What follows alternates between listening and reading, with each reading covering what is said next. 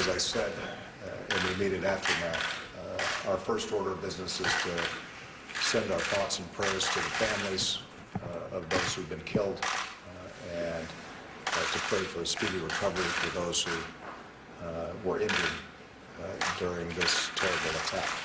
I had a chance to speak with Mayor Davis of San Bernardino, and I thanked law enforcement in that city for their timely and professional response.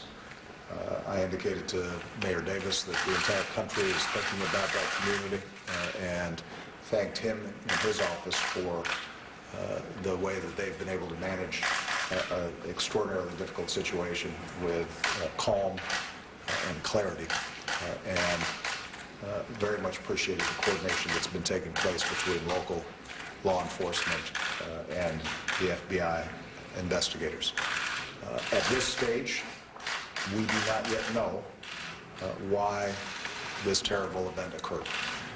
We do know that the two individuals who were killed were equipped with weapons and appeared to have access to additional weaponry at their homes. But we don't know why they did it. We don't know at this point the extent of their plans. We do not know their motivations.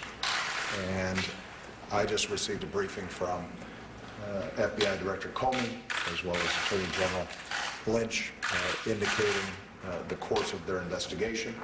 At this point, this is now a FBI investigation. That's been done in cooperation and consultation with local law enforcement. It is possible that this was terrorist related, but we don't know. It's also possible that this was workplace related. And until the FBI has been able to conduct what are going to be a large number of interviews, until we understand the nature of the workplace relationship between the individual and his superiors, because he worked with the organization where this terrible shooting took place, until all the social media and electronic information has been exploited, we're just not going to be able to answer those questions. But what I can assure the American people is we're going to get to the bottom of this, and that we are going to be vigilant, as we always are, in getting the facts before we issue any decisive judgments in terms of how this occurred. More broadly, as I said yesterday, we see the prevalence of these kinds of mass shootings in this country. And I think so many Americans sometimes feel as if there's nothing we can do about it. We are fortunate to have an extraordinary combination of law enforcement and intelligence and military that work every single day to keep us safe. But we can't just leave it to our professionals to deal with the problem of these kinds of horrible killings. We all have a part to play. And I do think that as the investigation moves forward, it's going to be important for all of us, including our legislatures, to see what we can do to make sure that when individuals decide that they want to do somebody harm, we're making it a little harder for them to do it. Because right now it's just too easy. We're going to have to, I think, search ourselves as a society to make sure that we can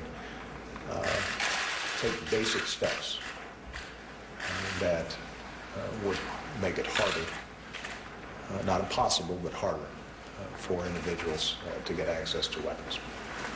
So there will be, I think, a press conference later today led by the Attorney General. Director Comey will continue to brief not only the press but also members of Congress about the course of the investigation. Our expectation is that this may take some time before we're able to sort it all through. There may be mixed motives involved in this, which makes the investigation more complicated. But rest assured that we will get to the bottom of this. And in the meantime, once again, I want to offer our deepest condolences to those who've been affected by this terrible tragedy. And for those who've been injured, we hope that they get well quickly and that they're able to be back together with their families. Okay.